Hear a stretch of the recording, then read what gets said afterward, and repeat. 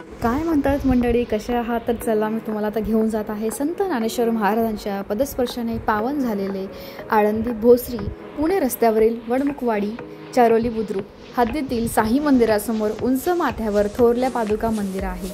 संत ज्ञानेश्वर महाराजांची पालखी आळंदीतून प्रस्थान केल्यानंतर सकाळचा विसावा याच थोरल्या पादुका मंदिरात घेत असते। त्यामुळे या मंदिराविषयी वारकऱ्यांच्या मनात एक वेगळं स्थान आहे। तर सद्यस्थितीत लोकवर्गणीतून मंदिराच्या जीर्णोद्धाराचे काम ह्या प्रगतीपथावर सुरू आहे आणि खूप छान परिसर आहे। तर इथं माऊलीसह चारही भावंडे याच ठिकाणी न्याहारी आणि विसावा घेत असे। या परिसराचं त्यांचं येणं जाणं असल्याचं अनेक पुस्तकामधून असे संदर्भ आढळतात। तर ज्ञानेश्वर महाराजांच्या मावशीचे गाव चारोली होते। चला तर मग आता तुम्हाला मी आतमध्ये घेऊन चालते। मंदिराचा परिसर बराच मोठा आहे आणि स्ट्रक्चर खूप छान पद्धतीने केले गेलेलं आहे, खूप सुंदर आहे। Means I love it.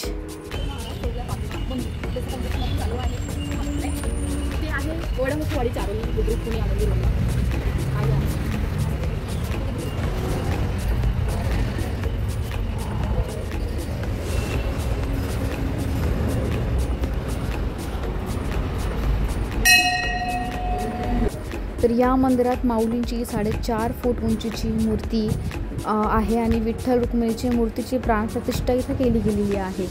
बांधकाम खर्च हा वारकरी, भाविक, नागरिक यांच्या देणगीतून व वस्त्रूपाने मिळालेल्या देणगीतून केलेला आहे। आजही पंढरपूरला मार्गस्थ होणाऱ्या दिंड्या या थोरल्या पादुका मंदिरात विसावा घेऊन माऊलींची आरती घेतल्यानंतरच पुढे मार्गस्थ होत असतात। तर पंढरपूरवरून कार्तिकी वारीला आलेली पांडुरंगाची पालखी देखील परतीच्या वेळी थोरल्या पादुका मंदिरात विसावत असतात।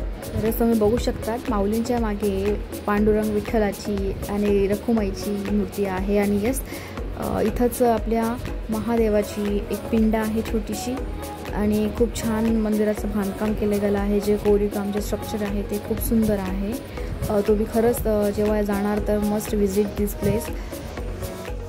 इथं तुम्हाला छोटी मंदिरं पण दिसतील। माऊलींची पादुकाने छोटे मंदिर आहे, इथं दत्त मंदिर आहे, त्याच्यानंतर गणपती मंदिर आहे, हनुमानजींचं मंदिर आहे।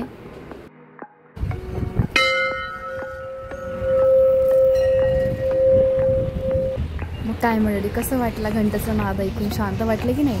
खरंच मंदिराची खूप छान एनर्जी आहे आणि ऑफकोर्स तुम्ही जेव्हाही मंदिरात कुठल्याही मंदिरात जात असणार तर प्लीज तिथं 10 मिनटं तुमच्या टायमिंगनुसार तिथं बसा आणि जस्ट क्लोज युअर आईज आणि स्वतःशी कनेक्ट करण्याचा प्रयत्न करायचा आहे। You will find true happiness, peace in your self.